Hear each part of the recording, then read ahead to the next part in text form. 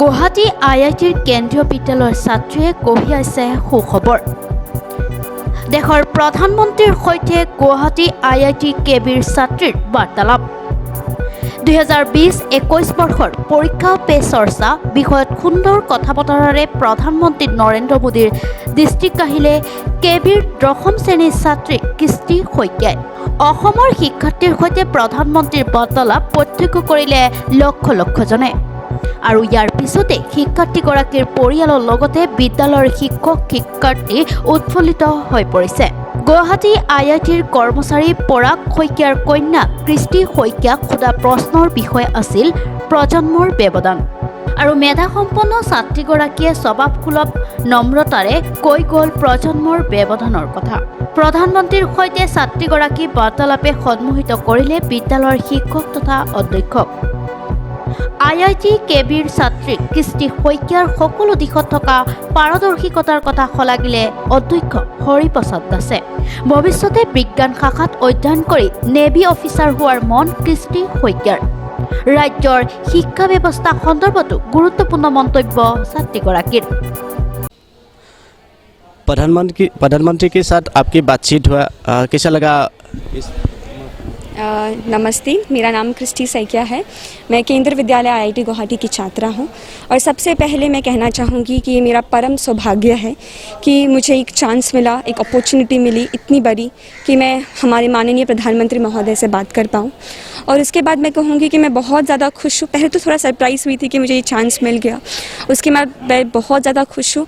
और ये जितना भी क्रेडिट है मैं अपनी स्कूल को देना चाहूँगी। सर्वप्रथम मैं माननीय प्रधानमंत्री महोदय को देना चाहूँगी कि उन्होंने ऐसा कार्यक्रम आयोजित किया है कि हम जितने भी बच्चे हैं हमारे क्वेश्चंस पूछ सकें। उसके बाद मैं अपने मिनिस्ट्री ऑफ एजुकेशन को धन्यवाद कहना चाहूँगी, फिर हमारे ऑर्गेनाइजेशन को, हमारे केंद्रीय विद्यालय संगठन को, उसके बाद मेरे स्कूल को, मेरे प्रिंसिपल सर को, मेरे सभी शिक्षकों को, स्पेशली रम्या मैम को, और फिर मेरे अपने पेरेंट्स को, मैं सभी को धन्यवाद कहना चाहूँगी। ये बहुत ही एक मेमोरेबल मोमेंट रहेगा मेरे पूरे जीवन में कि मुझे एक चांस मिला और मैंने अपना क्वेश्चन पूछा उनको।